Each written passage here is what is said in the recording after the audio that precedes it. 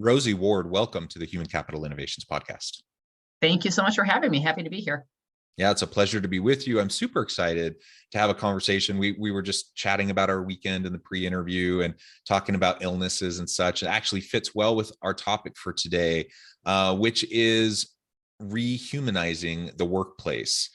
We're in the middle of this COVID pandemic that's going on 2 years. There's been, tremendous amounts of civil unrest, an interesting, fractured economy that everyone's been trying to deal with, employers trying to stay afloat while taking care of their people. The reality is it's been a really hard time for business over the last couple of years. It's been a really hard time for organizations. And some have done a really good job at keeping connected with their people and humanizing them and really seeing them for who they are and what they need and supporting them in that, and others not so much.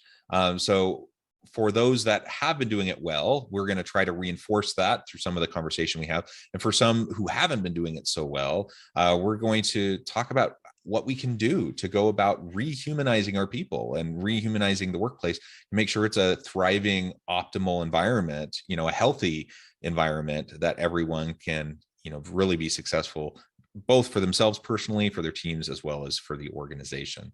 As we get started, I wanted to share Rosie's bio with everybody.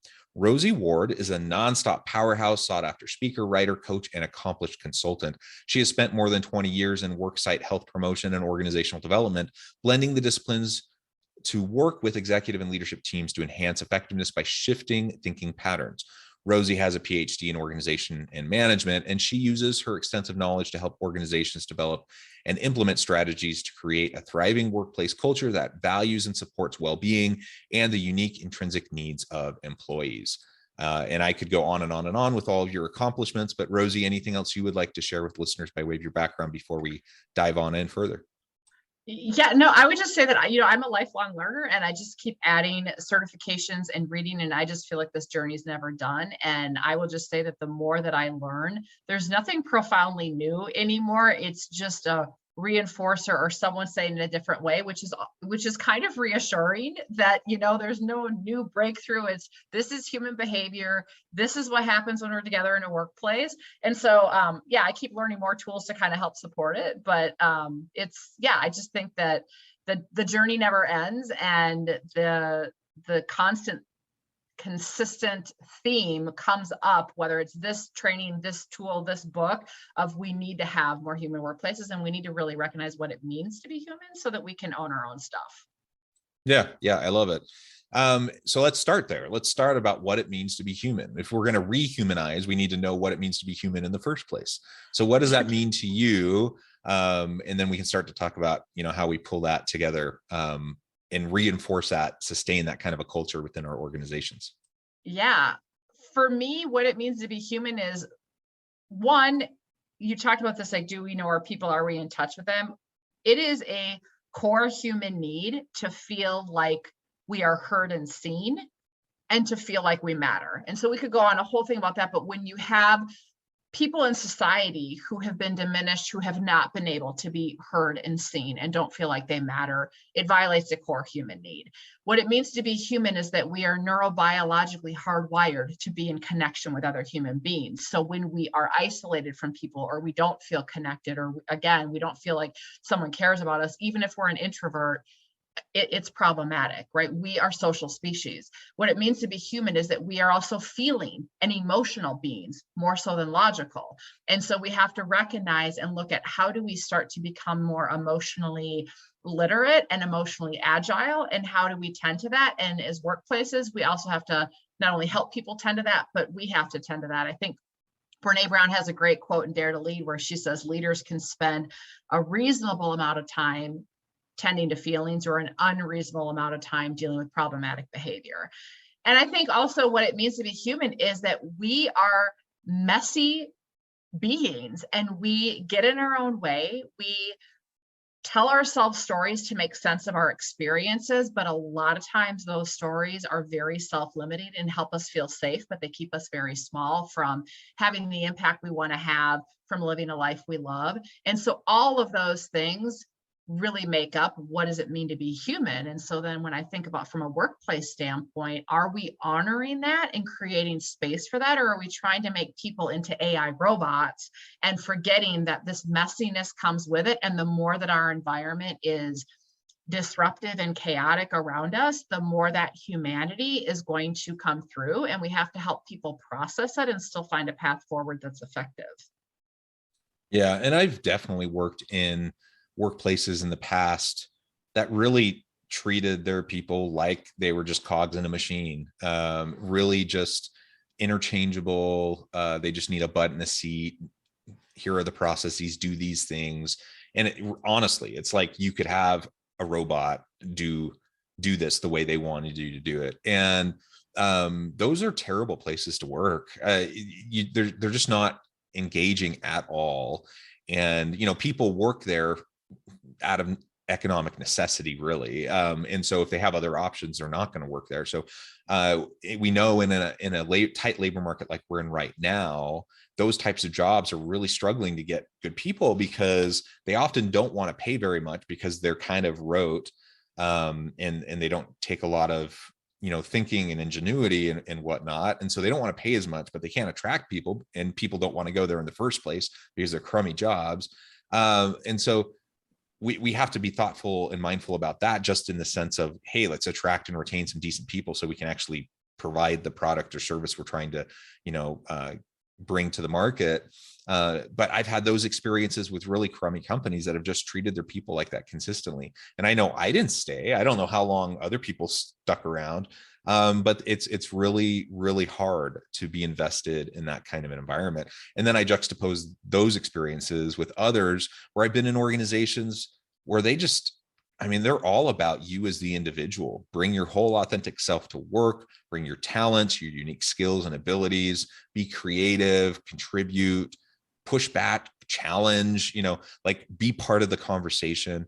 And those are invigorating places to be. Still sometimes frustrating, still sometimes, nothing's always roses, but just way more invigorating of a kind of an environment to be in. And you feel heard, you feel valued, and that what you're doing matters. And I suppose I've been in other organizations that were somewhere in the middle, but the reality is the ones I want to be in, the ones I want, the type of organization, the type of culture I want to create for my team is that second one I mentioned, where really truly we're just giving everyone an opportunity to be part of something really important, where they get to bring their creative, authentic self to the work. That's a scary idea to a lot of leaders. A lot of leaders don't really know how to do that. What can we do to start to create that kind of an environment, and it perhaps set aside some of our own limiting thoughts and beliefs that we may have had instilled in us as leaders, because frankly, most leaders haven't been trained in this, and they're just doing the best they know how, and they're often just replicating what they've seen other people do. Yeah, there's a whole lot in that. And I would say you're right, which I think is why I think that there's now been a growing resurgence in recognizing not just leadership development, but human development, because I think the pandemic reveals a lot about individuals and organizations, kind of the strength, not just strength of character, but where there's gaps. And I think a lot of people realize, oh my goodness, like I am not equipped to lead through this disruptive environment and these emotions and this messiness of being human. And that's not what I was taught. And maybe I now feel inadequate, or my views of leadership have changed, and now am I obsolete? And there's all this kind of stuff that their own messiness that gets in there. And so there's a few things you talked about that I think are important.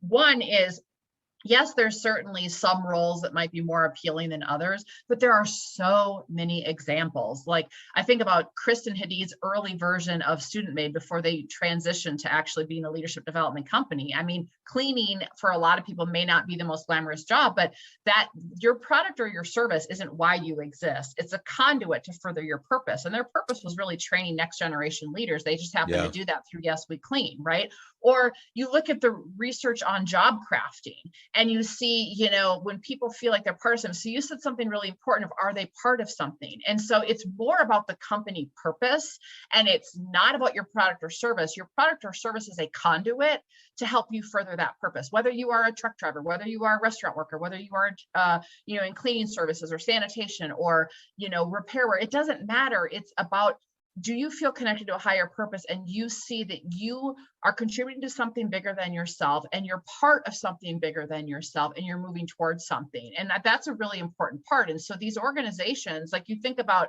like, let's just take the hospitality industry, those that are struggling, I go to, it's not about the job, it's about their culture, because there are some that are not, right? And so why is it that in some of these types of work and types of positions, people, they're not going to put up with it anymore? I think the pandemic has had people rethink their priorities and go, is this worth it? And my family's more worth it. And we've been through so much. And what do I want the next iteration of my life to be? And so I think what organizations can do is, first of all, just, do you have a sense of your people leadership bench strength, and look at, where are they actually equipped to do this? And where is it, like, there's nothing wrong, but like I said, I'm a lifelong learner. Like, we always need to constantly learn and develop. And there's something to be said for thoughtfully investing in your leadership in a way that helps them strengthen what's called the inner game of leadership. So emotional intelligence, self-awareness, emotional agility, that narrative we tell ourselves before we just go to skills, right? And are you helping them do that well? Are you creating an environment where everybody gets to show up as a leader, whether they have a formal role or not, right? And be heard and seen and valued. And some of this is just kind of human connection, human dynamics 101, but we have to be retrained, right, to do that. And so I think rather than looking at it as scary, it's more of, gosh, I have this opportunity to have such an impact that I haven't had before. I have an opportunity to use old school Jim Collins, go from good to great. I have an opportunity here to really leave a mark or leave a legacy. Like, it's, how do you shift that story of, ooh, this is scary, I haven't learned how to, I have an opportunity to totally do something more impactful than I had before, or to create a different team dynamic. How exciting is that? Yeah, it's absolutely exciting. And just to reiterate your point, that it really can be any organization, it can be any type of work, any types of jobs. I like how you're focusing on the product or service being the conduit for the mission, the values, and the culture of the organization. I was listening yesterday to the most recent Josh Bersin podcast episode, and he made that point very well. He was talking about Starbucks and how Starbucks, what do they do? Are they just a coffee shop? Well, no, they're not. Maybe originally they were, but they're not really a coffee shop. They're a place where people can go and make their day better. Some people go to get coffee. Other people go to sit and work on their computer and, enjoy the ambiance and so on and so forth. And they offer a lot of other things besides just coffee. And so the reality is, coffee is just one way that they go about fulfilling their mission, but that's not really who they are, what they're trying to do. And there are thousands of examples of companies that try to do this, and then there are thousands of examples of companies that don't do this or do it very poorly. And so absolutely focus on what your core mission and values are, and then whatever product or service you're trying to provide or create to add value to the market, that's the conduit to allow you to engage your people, to involve them and connect with them, and have them connected to something more meaningful, more purposeful, more fulfilling. And that's, honestly, in large part, just that humanizing element is going to do so much to help you attract and retain really great people, and to help create a thriving, environment where everyone can continually learn, continually create, continually innovate, and such, to help the organization succeed. Let's talk a little bit more. We've already kind of referenced COVID. Now, clearly, this has been a challenging couple of years, but even pre-COVID, we've lived in a time of tremendous disruption, technological disruptions, shifting the nature of work and the types of roles people play, and the types of tasks that they do. There's been all the civil unrest. We have the health issues. We have the connected economic issues. Why do you think it's more important now than ever that we have this kind of rehumanizing approach to how we work with our people within our organizations? That's a great question. And I think if I was going to sum it up, and I haven't fully baked this thought, but it's really that, if I go back to when you asked me, what does it mean to be human? And here's the thing, when our core human needs and our humanity feels threatened, we unconsciously double down on self-protection. So you can look at all the different leaders in the neuroscience and neuro leadership space, and our brains don't know the difference between an actual physical threat and a perceived social threat. And so when you start to look at the collision of all of these things, if I feel like my status or my relationship or my certainty or my autonomy or these different things are threatened, it's an automatic response in the brain. I go into amygdala hijack, I fight, flight, or freeze.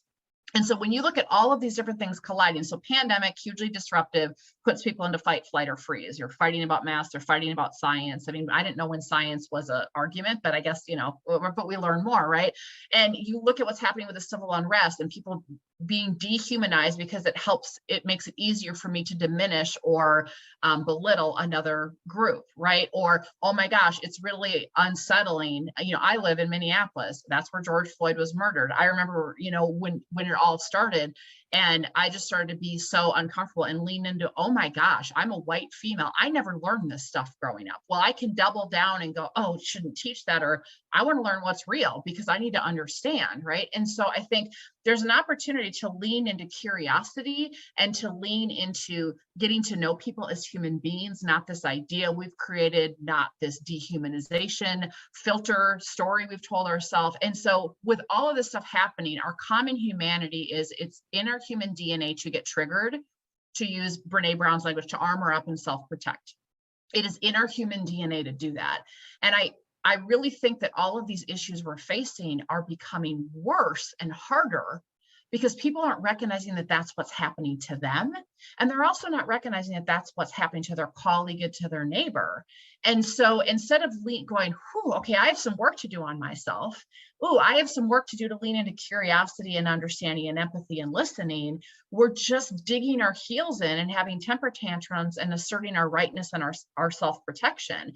And you can't find a path forward when, I'm dead set on being right and someone else is dead set on being right. We can't be judging and righteous and be connected and in service at the same time. And so I think now more than ever, we're not going to get past this stuff or through this stuff if we aren't willing to get a little uncomfortable ourselves and, do some self-reflection, do some looking in the mirror, do some to Adam Grant, to unlearn and relearn. There's a whole lot of unlearning and relearning that needs to happen.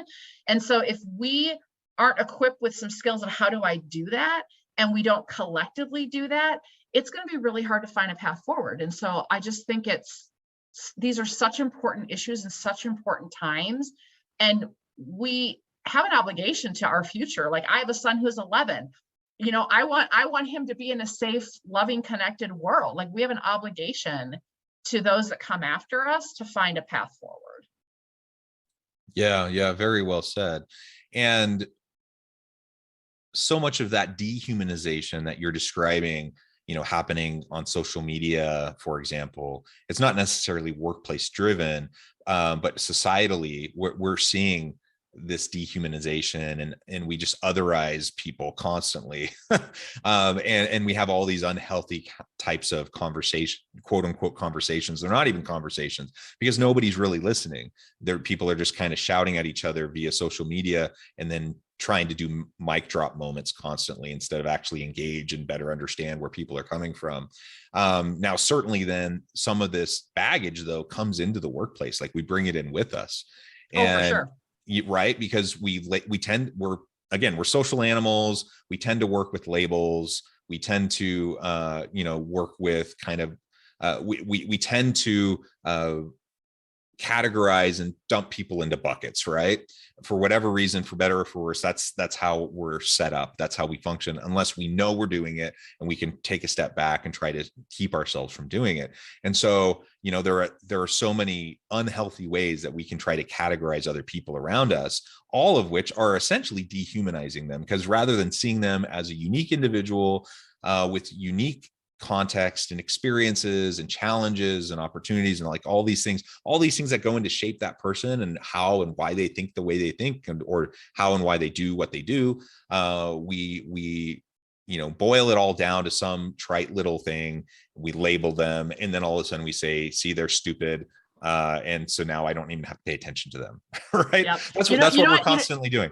Oh, we totally are. You know what? Every time this conversation comes up, I don't know if you ever saw the movie Avatar, but this is like what a dork I am. That back when it came up, I'm like, see, like the humans thought that these blue avatar people had no value, whatever. And the avatars have this line in the movie where they say, I see you. Like, I see you. I see beyond your human skin. I see you. I see you as it, right. And like you feel seen, right? That human. And so even though they're not human, they're these avatars. But anyway, it's just, yeah, it's what comes up. It's so easy to do that. And it's like, yeah, we're not listening. We're not seeing people.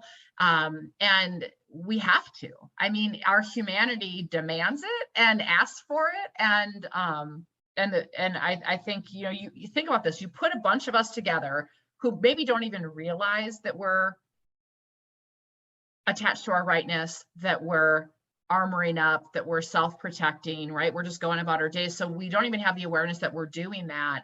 And now you put a bunch of us together in a family, in a community, on a team, in a workplace, and you wonder why some organizations are struggling more than others. Well, because we're not tending to the humanness that is coming from the outside world. And so how do we give a common language for people? How do we give them the tools to be more self-aware?